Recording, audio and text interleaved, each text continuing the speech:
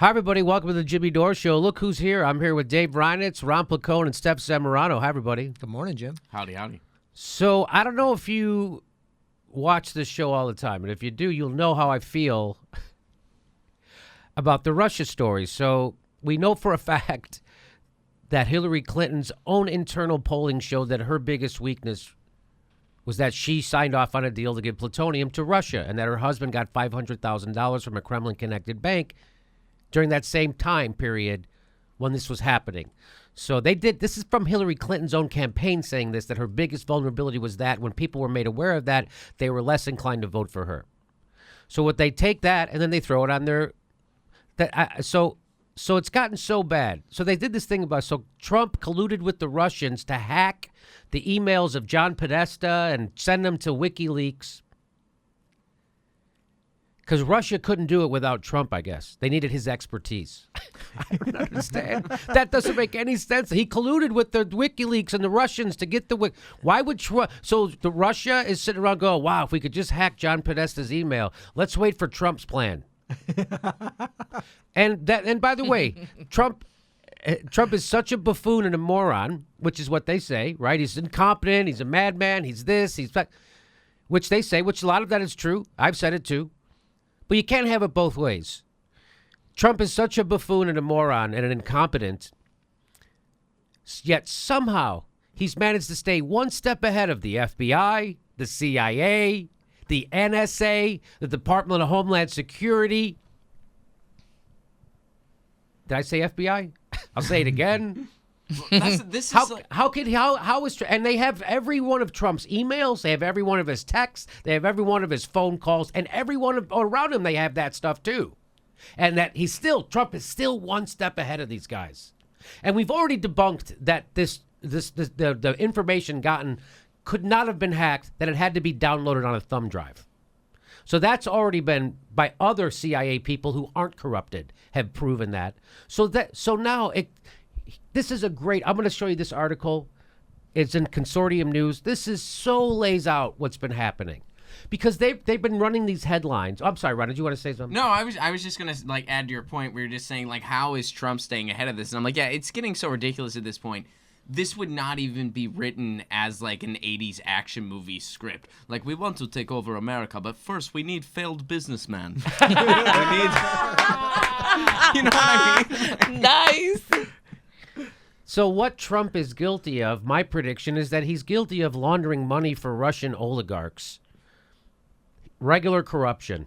That's regular corruption. And that's what they're trying to prove, and they'll probably prove that. Anyway, a key this so lays out this case. A key distinction between propaganda and journalism is that manipulative propaganda relies on exaggeration and deceit, while honest journalism provides context and perspective, which is what I loved about the Young Turks when I first started watching them, was that, he's putting it in the right frame. Cenk Uygur put it in the right frame. And that's what we try to do here at this show. We try to say, okay, here's how they're reporting it. Here's what they're leaving out. Here's why it's wrong the way they're saying it. Here's how you should be saying it. And this is exactly what they're saying. Honest journalism provides context and perspective. So what happens when the major news outlets of the world superpower become simply conveyor belts for warmongering propaganda? This is a question that the American people now face, as the New York Times, the Washington Post, CNN, and virtually the entire mainstream media hype ridiculously minor allegations about Russia's meddling in American politics in front page hysteria. I've been making this joke on stand-up stage about, did you hear that Russia hacked our election? They spent over $100,000 on Facebook. It's like Mike Myers as Dr. Evil. I will hold the world hostage for $1 million. What did you fall asleep in 1940? Russia $100,000 on a Facebook ad? Do you know Hillary Clinton's campaign spent $2 billion themselves? $100,000. What is that? 0.0000001% of the total money spent on the election. So what they're saying is you're hyping. So what the news media is doing is hyping this stuff instead of putting it in proper context. Google uncovers Russia bought ads on YouTube, Gmail, and other. Oh! Exclusive Russian-linked Facebook ads targeted. Oh my God! How can we protect ourselves from Russia? For instance, on Tuesday, the major news outlets were filled with the latest lurid chapters of Russiagate, how Google, the internet's dominant search engine, had detected suspected Russia-linked accounts that bought several thousand dollars worth of ads. I think it's just they want to bring back the Cold War so bad that they're not updating their dollar amounts. That's probably they're it. using the same ones. They went into the desk with get the... The Washington Post ran this item as front page news. Google fight. That's what I just showed you. And here's their lead paragraph. Russian operatives bought ads across several of Google's services without the company's knowledge. The latest evidence that their campaign to influence U.S. voters was as sprawling as it was sophisticated in deploying the technology industry's most powerful tools. I love how they sold something without even knowing they sold it. What do you mean? What it means is Google saying it's not, Oh, yeah, it's right. like we didn't even know. We just didn't found know. out now. We sold a bunch of shit. Mm-hmm. And so the writer at Consortium News says, wow, that sounds serious. However, if you read deeply into the story, you discover that the facts are a wee bit less dramatic. The Washington Post tells us Google's internal investigation found that $4,700 of search ads and display ads that the company believes are Russian connected, and found $53,000 of ads with political content that were purchased from Russian internet providers, building addresses or with Russian currency. People familiar with the investigation said. One Russian-linked account spent $7,000 on ads to promote a documentary called You've Been Trumped, a film about Donald Trump's efforts to build a golf resort in Scotland along an environmentally sensitive coastline, these people said. Another spent $30,000 on ads questioning whether President Obama needed to resign. Another bought ads to promote political merchandise for Obama. These seems like they're doing two things at once. They're taking a shot at Barack Obama. They're propping Barack Obama up. They're taking a shot at Donald Trump. They're propping Donald Trump. That's what it's looked like to me. This is all part of their plan to manipulate us. Oh, it's so confusing us. sophisticated. It's a long form. They're playing a long game. Oh yeah. They're not just random people that live in a really big fucking country. It's more than that. So here's the great point that this article makes. A journalist, rather than a propagandist, would immediately follow these figures with some kind of context.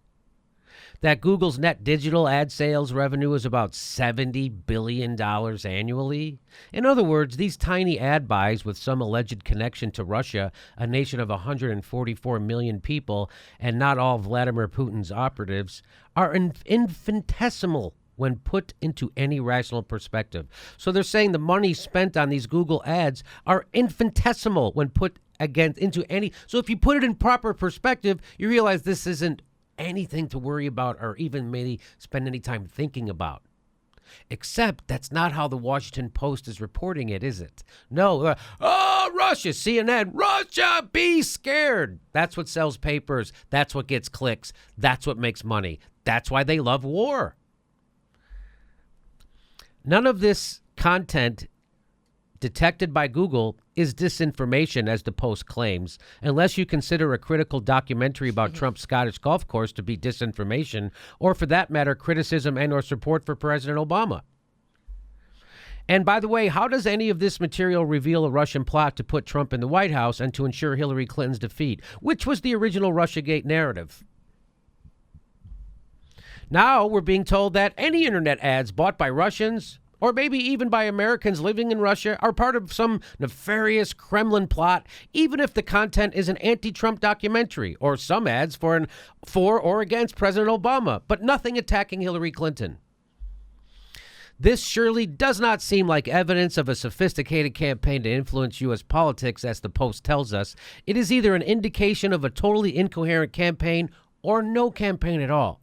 Just some random ads taken out by people in Russia, possibly to increase clicks on a website or to sell some merchandise or to express their own opinions. But that's not how it's being reported here in the United States.